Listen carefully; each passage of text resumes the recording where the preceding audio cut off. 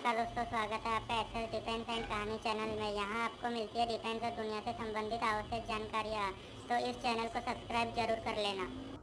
रुपये में गिरावट और बिकवाली से भारतीय अर्थव्यवस्था प्रभावित। पिछले 6 महीनों से निवेशक बिकवाली से जूझ रहे हैं, तो उधर भारत की मुद्रा में भी रिकॉर्ड गिरावट दर्ज हो रही है।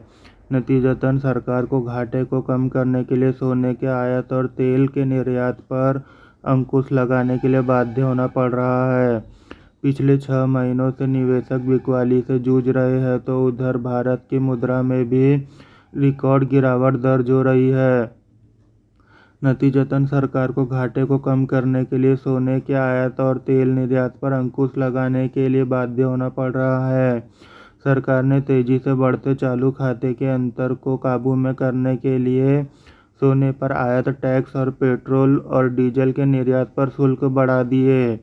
इस कदम से रिलायंस इंडस्ट्रीज लिमिटेड और अन्य ऊर्जा निर्यातकों को झटका लगा, जिससे बेंचमार्क इंडेक्स 1.7% तक गिर गया।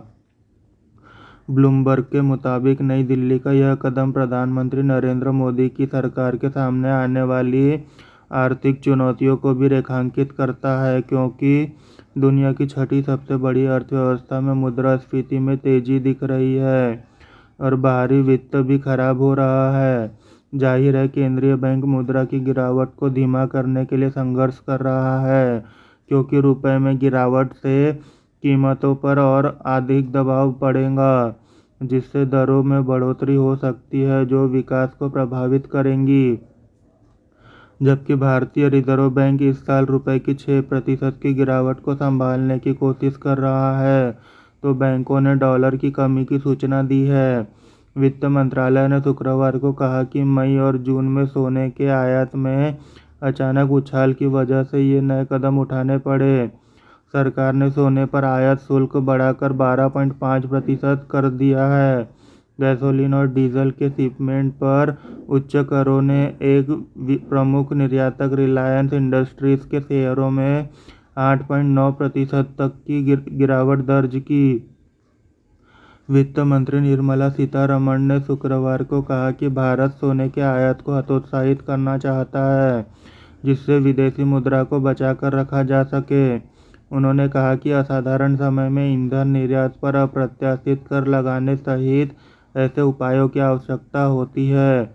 जाहिर है कि कई उभरते बाजारों में नीति निर्माताओं को कड़े विकल्पों का सामना करना पड़ता है, क्योंकि वे बढ़ती मुद्रास्फीति और पूंजी के उड़ान से जूझ रहे होते हैं। भारत का व्यापार घाटा लगातार बढ़ता जा रहा है। व्यापार घाटा का मतलब है कि आप अपनी ज़रूरत के सामान खरीद ज़्यादा रहे हैं, लेकिन ऐसा कुछ बना नहीं रहे हैं जिन्हें दूसरे देश खरीदना चाह रहे हो, यानी आयात ज़्यादा कर रहे हैं और निर्यात कम। इसका मतलब यह हुआ कि विदेशी मुद्रा भंडार भरने की तुलना में खाली ज़्यादा हो रहा है, और यह अर्थव्यवस्था के लिए ठीक नहीं है। अंग्रेजी अखबार द हिंदू की खबर के अनुसार भारत का निर्यात जून महीने में 16.8% तक बढ़ा है, जबकि आयात में 51% की बढ़ोतरी हुई है। जून महीने में भारत का मर्चेंडाइज व्यापार घाटा बढ़कर $25.63 अरब हो गया। जून महीने में भारत का आयात 51% बढ़कर $63.6 अरब हो गया है। वहीं भारत के निर्यात में 16.8% की बढ़ोतरी हुई है। पिछले महीने भारत का निर्यात करीब $38 अरब बढ़ा है। भारत का कोयला आयात 3 गुना से भी ज़्यादा बढ़ा है। वहीं सोने के आयात में 169% की बढ़ोतरी हुई है और यह आंकड़ा $2.6 अरब पार कर गया है। पेट्रोलियम के आयात में भी 94.2% की बढ़ोतरी हुई है। जून में गैर पेट्रोलियम आयात का हिस्सा $42.84 अरब है और इसमें 36.4% की वृद्धि हुई है। दूसरी तरफ चांदी और अन्य महंगे धातुओं के आयात में भी 31.7% की बढ़ोतरी हुई है।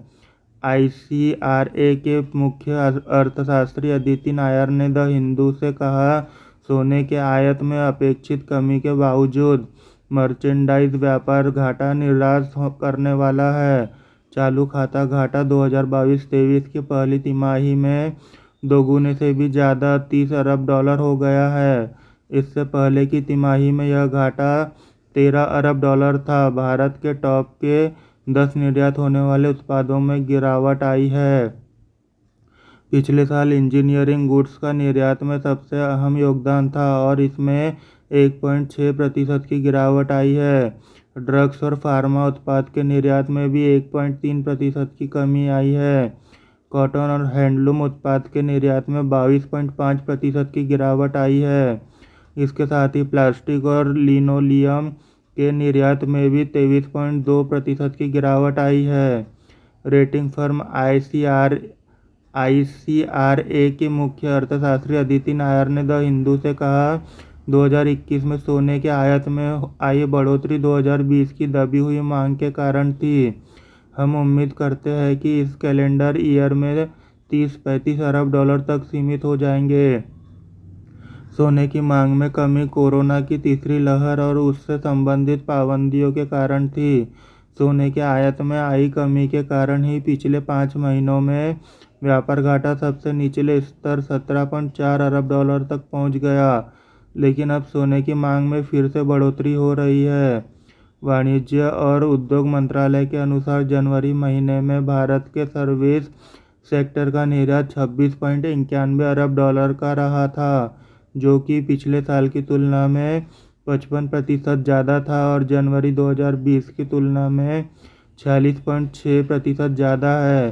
सर्विस सेक्टर में निर्यात 15.8 अरब डॉलर से साल दर साल 60.3% तक बढ़ा है। प्रधानमंत्री नरेंद्र मोदी की तमन्ना है कि भारत की अर्थव्यवस्था का आकार $5 ट्रिलियन का हो जाए। $4.97 ट्रिलियन के साथ जापान तीसरे नंबर पर और जर्मनी $3.99 ट्रिलियन के साथ चौथे नंबर पर है। अगर मोदी के $5 ट्रिलियन का सपना पूरा हो जाता है तो भारत तीसरे नंबर पर आ जाएगा। लेकिन यह इतना आसान नहीं है। भारत अभी $2.73 ट्रिलियन के साथ छठे नंबर पर है। तो यह जानकारी अच्छी लगी हो तो इस चैनल को सब्सक्राइब करना ना भूलें ताकि इस तरह की इंटरेस्टिंग न्यूज़ पहुंचती रहे आप तक सबसे पहले। Thank you for watching this video.